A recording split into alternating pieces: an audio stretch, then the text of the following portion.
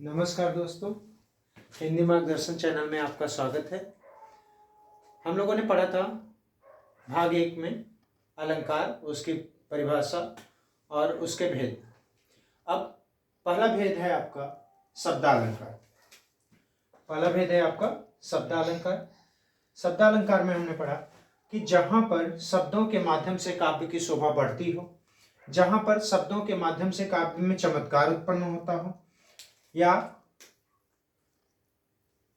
जहां पर शब्दों के माध्यम से काव्य की शोभा द्विगुणित होती हो, उसे कहते हैं शब्दालंकार। शब्दालंकार के भेद की बात अगर हम करें तो 3 भेद मुख्य रूप से होते हैं। कहीं कहीं कॉम्पिटिटिव एग्जाम में मैंने बताया था आपको कि 4 भेद दिखाई देते हैं: यमक अलंकार, श्लेष अलंकार, अनुप्रास अलंकार, वक्रोक्ति अलंकार। अब हम यमक अलंकार की बात करेंगे इस पार्ट में कि यमक अलंकार क्या है। जी हाँ दोस्तों, यमक अलंकार में वह शब्द पुनि पुनि रहे, अर्थ और ही और, सो यम का अलंकार है, भेद अनेक और। जहां पर वही शब्द की ही आवृत्ति बार बार होती है, शब्द की आवृत्ति बार बार होती है, और अर्थ और ही और मतलब भिन्न भिन्न रहता है। सो यम का अलंकार है, भेद अनेक और, वही यमक अलंकार है। और भी इसके पहचानने के और तरीके होते हैं। जैसे पहला उदाहरण मैंने दिया आपको, कनक कनक ते सौगुनी, मादकता अधिकाय, वा पाए बौराय जन, वा खाए बौराय। तो कनक 2 बार आवृत्ति हुई है कनक शब्द की। पहले कनक का अर्थ धतूरा, जिसे पाने के बाद, धतूरा जिसे खाने के बाद व्यक्ति पागल हो जाता है, और सौगुनी मादकता होती है इसकी। और करें वा पाए बौराय, दूसरे कनक का अर्थ क्या है? पाना, सोने से तात्पर्य है, सोना पा जाता है। ढेर सारा सोना अगर मिल जाए तो सब पागल हो जाएंगे। दूसरा एग्जाम्पल है हमारा, 3 बेर खाती थी वे 3 बेर खाती हैं, नगन जड़ाती थी वे नगन जड़ाती हैं।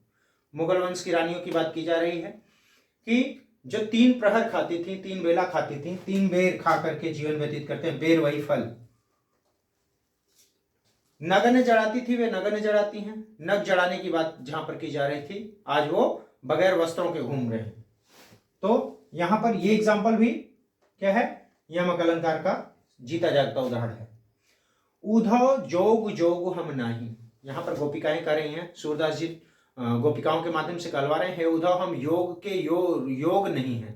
जोग मतलब योग रूपी संदेशा जो लेकर के उद्धव आए थे। दूसरा योग क्या है? जोग, योग्य, कि हम उस योग रूपी संदेशे के योग्य नहीं है। अगला एग्जाम्पल है आपका, सजना है मुझे सजना के लिए।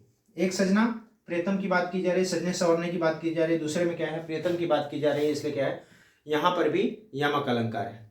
तो हम लोग कह सकते हैं ऐसे है, या मुरली मुरलीधर की अधरान धरी अधरान धरोगी। अधरान मतलब होठ, और अधरान मतलब होठों का जोड़ा। एक तो अधर हो गया, एक होठ, दूसरा क्या हो गया? होठों का जोड़ा। तो इस तरीके से यमक अलंकार के कुछ उदाहरण मैंने दिए।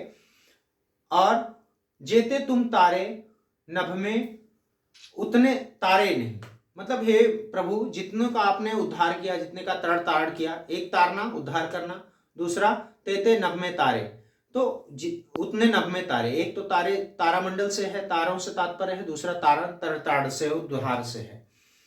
इस तरीके से हमारा ये यमक अलंकार यहां समाप्त हुआ। और तब तक के लिए आपका तहे दिल से धन्यवाद।